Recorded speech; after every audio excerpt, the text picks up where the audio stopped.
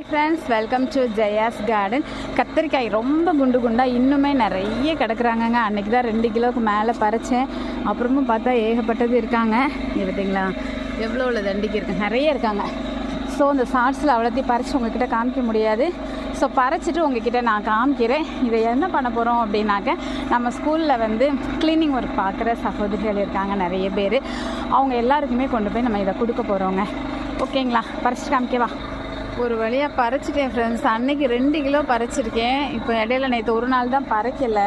அதுக்கப்போ கூட நம்ம எண்ணெய் கத்திரிக்காய் குழம்புக்கு பறித்தோம். இன்றைக்கி பறிச்சிருக்கிறத பார்த்தீங்கன்னா நீங்களே அசந்துடுவீங்க ஃப்ரெண்ட்ஸ். நீங்கள் பாருங்களேன்,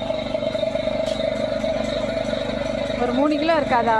ஒவ்வொரு காய் 1/4 கிலோ இருக்கும் போல் இருக்குதுங்க.